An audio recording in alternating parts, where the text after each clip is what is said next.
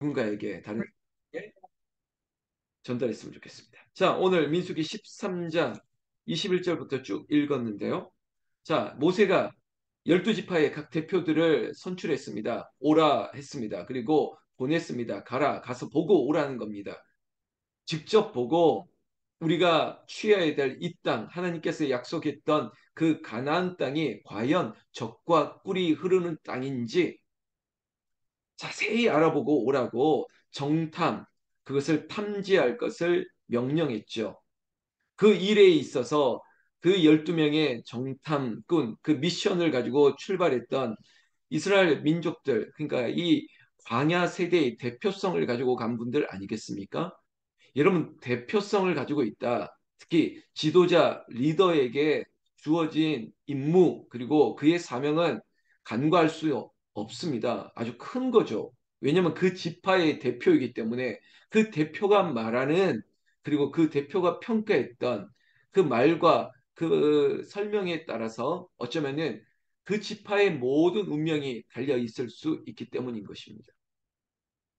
그래서 모세는 탐지할 것을 말함과 동시에 담대할 것을 얘기했습니다. 담대하라. 그러나 그 사실에 대해서 분명히 보고 오고 다시 한번 이 사실을 알려달라고 했습니다. 성경 21절에 이에 그들이 올라가서 땅을 정탐했습니다. 모세의 명령대로 40일 동안 정탐했습니다. 그 정탐했던 결과를 이제 우리가 보고를 받을 텐데 특별히 여러분 23절을 보면 에스골 골짜기에 이르러 거기서 포도송이가 달린 가지를 베어 둘이 막대기에 꿰어 매고 송유와 무화과를 따니라 했습니다.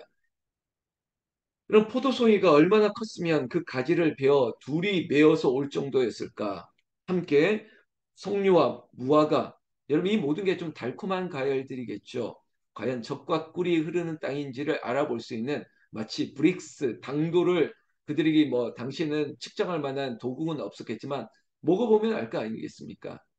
여러분 특히 우리가 먹는 과일 중에 수입산 과일 중에 뭐 칠레산 포도 아주 달죠. 특히 이제 현지에 가서 이스라엘 성지 순례를 하게 되면 그 지역에 거기에서 나는 뭐 과일을 먹을 경우가 있습니다. 그리고 정말 달아요. 그리고 커요. 크기가 크고. 그리고 무화과 나무뿐만 아니라 우리가 알고 있는 뭐 여러 가지 과일과는 다른 사이즈라고 하나요? 그 크기와 그리고 당도를 알만할 정도로 참, 그러니까 태양이 장렬하고 그리고 또 땅도 뭐 뭐죠? 이렇게 물이 잘 빠지고 뭐 그러다 보니까 뭐 좋은 과일이 생산될 수 있다. 뭐 이렇게 말하기도 하는데 저는 잘 모르겠습니다. 분명한 사실은 맛있었습니다. 달고 맛있었습니다. 크기도 크고. 근데 이들이 40일 동안 정탐한 결과 그들이 가져왔던 그 보고물이죠. 자, 이런 거 가져온 것입니다. 25절에 보면 40일 동안 정탐하고 돌아왔다고 얘기하고 있습니다. 여러분 40일의 기간 동안 아마 구석구석 살피고 또 그에 따른 결과물들을 잘 가지고 온 것이죠. 26절을 보면 분명하게 그들에게 보고하고 그 땅의 과일을 보여주었다는 것입니다. 근데 이것이 모세에게만 보인 것이 아니라 이스라엘 자손의 온 회중에게 나아가서 보여줬다는 것이죠. 어쩌면 제가 이 자리에서 뭘 이렇게 보여주면 우리는 온라인 통해서 다 보는 것이겠죠. 그러나 그때는 사람들이 직접 와서 그래 우리 지파의 대표였던 갈렙이 가져온 게 이거구나 하고 보고 다 본 것입니다. 이제 문제는 27절에 보면 모세에게 말하여 이르되 당신이 우리를 보낸 땅에 간즉 과연 그 땅에 젖과 꿀이 흐르는데 이것은 그 땅의 과리입니다. 그래 과연 하나님께서도 말씀하셨고 모세 당신이 우리에게 말했던 젖과 꿀이 흐른다. 그럴 정도로 인정할 만한 땅이 맞고 그 땅에서 난 과일이 이것이 맞다라고 가져왔습니다. 여러분 여기까지는 동일한 보고일 거고 동일한 결과물입니다. 근데 이제부터 그들 12명이 그 사실 외에 그들이 본 것에 대한 다른 평가들이 나타나게 될 텐데 우리는 그 사실을 보고 영적 교훈을 받으려고 하고 있습니다. 28절에 보면 이 이야기가 이렇게 쉬프트 바뀌고 있죠. 그러나라는 것입니다. 여러분 40일 동안 정탐하고 가져왔던 과일이 과연 젖과 꿀이 흐르고 참 비옥한 땅이 맞고 다 좋은데 그런데 다 좋은데 그러나 이거죠. 아 좋으면 좋은지 뭔데 또 아닌 게 있을지 모르겠는데 성경 말씀대로 한다면 그러나 그 땅 거주민은 강하다 이겁니다. 그리고 그 성읍도 견고하고 크다. 거기서 아낙 자손을 보았다 이겁니다. 거인과 같은 장수들을 보았다는 것이죠. 자, 28절에 그 본문을 성경 구절을 통해서만 보더라도 부정적인 거죠. 사람들이 크다. 성읍도 높다. 뭐 그 자손들은 거인과 같아. 이런 얘기는 과연 무슨 얘기입니까? 그 땅을 취하기가 어렵다.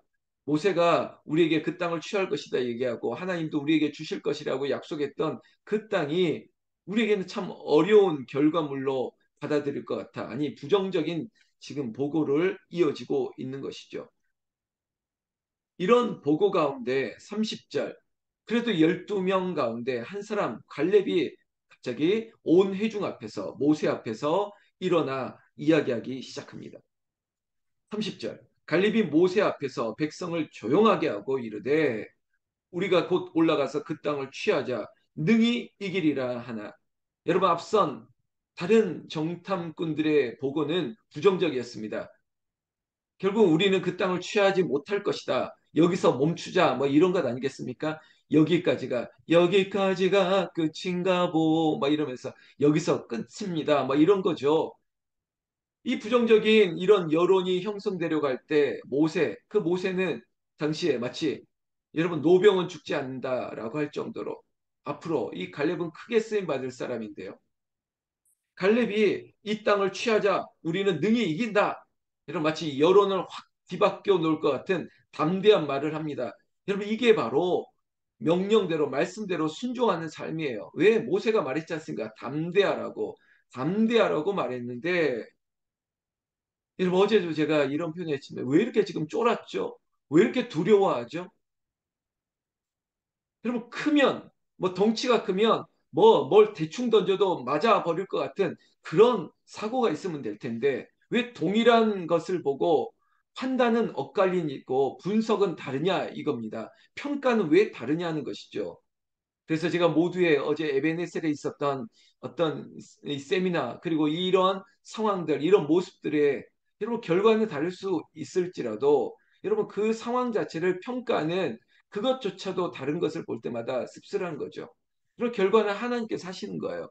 구원의 역사 우리가 전도 열매도 하나님께서 하시는 거죠. 근데 그 과정을 하나님께서 하십니다. 하나님께서 우리에게 땅끝까지 이르러 내 증인이 되리라 명령하셨으면 그냥 명령대로 따르는 거예요. 거기에 따른 평가나 부정적인 말 할 이유가 없을 텐데. 지금 이 상황도 마찬가지입니다. 아, 안 됩니다. 우리는 못 갑니다. 우리가 거기서는 큰일 납니다. 그때 갈렙이 아닙니다. 이 땅을 우리에게 주셨습니다. 능히 이길 수 있습니다. 라고 믿음의 선포를 하니까 31절 이게 보십시오. 그와 함께 올라갔던 사람들은 이르되 여러분 또 반론을 하지 않습니까? 아니 우리는 능히 올라가서 그 백성을 치지 못하리라. 그들은 우리보다 강한 일이다. 능히 이기리다. 아닙니다. 능히 이기지 못합니다. 여러분 우리는 어느 길로 가야 됩니까?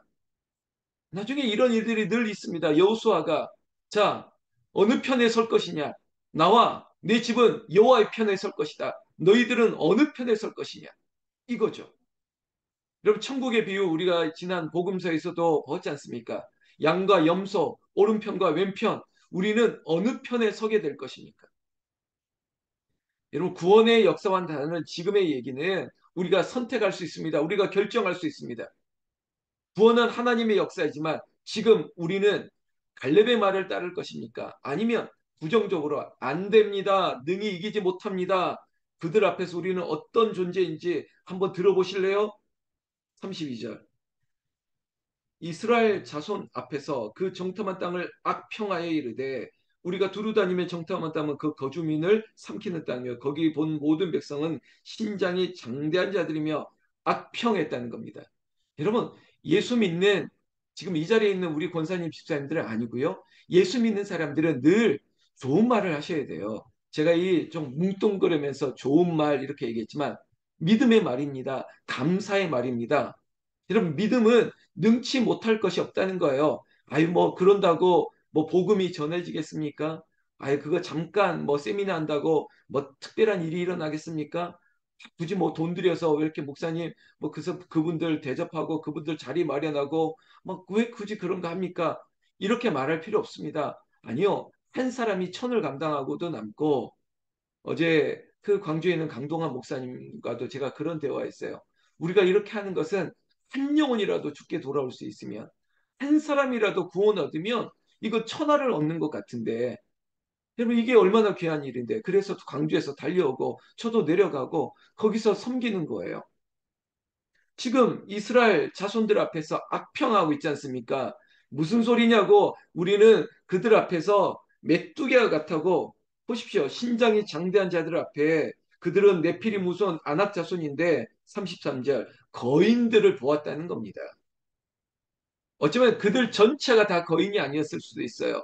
왜? 우리가 나중에 다윗이 그 골리앗을 무너뜨릴 때 지금 그 군대 전체가 다 골리앗은 아니지 않습니까? 그 중에 한두 사람이 큰 사람이 있겠죠. 지금 우리도 마찬가지입니다. 우리가 제가 표현이 기장은 다 조만 해도 그 중에 한 명이 클 수는 있겠죠. 지금 이 블레셋 군대, 그 다윗이 싸웠던 블레셋 군대도 다 골리앗은 아니거든요. 그런데 이게 바로 일반화의 오류처럼 우리가 말할 때 그런 식으로 말할 때 있지 않습니까? 아니, 다 그래요. 다. 다 싫대요. 다. 다 하기 싫대요. 다 맛없대요. 다 필요 없대요. 다라고 얘기하는 거죠. 과연 그럴까요? 32절에 모든 백성은 신장이 장대한 자들이에요. 정말 모든 백성이 다 그럴까요? 거인들이 본 것은 맞습니다. 그러나 33절 이거는 지극히 주관적인 견해 아닙니까? 우리는 스스로 보기에도 메뚜기 같다고요. 아니 메뚜기 같다고 느낄 것은 자기의 주관적인 견해 아닙니까? 자기의 표현 아닙니까? 왜 갑자기 메뚜기를 비유합니까? 아니죠. 이거는 극히 너의 생각일 뿐입니다. 그런데 33절 제가 하나 힌트를 또 얻었습니다. 메뚜기 같으니 33절 마지막 그들이 보기에도 그와 같았을 것이니라. 이거는 잘 들으세요. 남이 생각하는 것도 마치 나와 같을 것이다 라는 거예요. 이거 굉장히 위험한 거거든요. 아니 지금 이스라엘의 대표 주자들이 저들 앞에 우리는 메뚜기 같을 것이다 라고 말하는 것도 굉장히 주관적인데 거기에 다른 사람에게는 상대방도 아니 그러니까 저들도 우리를 보면 메뚜기 같아라고 여길 것이다 라고 말하는 것도 위험하지 않습니까? 왜 남의 생각과 판단을 그럴 것이다 말하고 그 남의 생각을 마치 사실인 것처럼 지금 백성들 앞에서 모세 앞에서 말하고 있지 않습니까? 이거 절대 안 돼요. 이렇게 말하면 안 돼요. 내 생각을 말하는 것도 그것도 객관적이지 않을 수 있는데 남의 생각도 이럴 것이다라고 이런 마치 정의를 내리듯이 말하면 안 된다는 거죠. 근데 이게 지금 누가 하고 있는 것입니까? 이스라엘의 각 지파의 대표들이 근데 이분들을 한마디로 정의할 수 있습니다. 믿음이 없는 거예요. 믿음이 없는 거예요. 그러니까 담대하지도 못할 뿐 아니라 그저 말씀하신 대로 순종도 못하는 거예요. 지레 겁을 먹었습니다. 지금 이래가지고 이분들이 만약에 가나안 들어서 싸우면 싸운들 이기겠습니까? 안 되죠. 갈렙처럼 능히 이길 수 있습니다. 정말 우리가 저 땅을 취할 것입니다. 저들은 우리의 밥입니다. 이래도 모자랄 판에. 여러분 이것이 우리의 역사인데. 근데 지금 우리는 그렇게 기도합니다. 우리가 52일 만에 이 기도가 응답될 줄로 믿습니다. 그리고 100가지 기도 제목이 응답될 줄로 믿습니다. 우리 북한산 기도원이 홍은제일교회가 믿음의 반석 위에 서게 될 줄로 믿습니다. 우리는 됩니다. 우리가 해병대는 아니지만 할 수 있다. 뭐 이런 거죠. 믿음의 역사죠. 오늘 나는 이 자리는 우리는 세상은 다른 말을 할지라도 기도하는 우리만큼은 기도에 응답이 있다.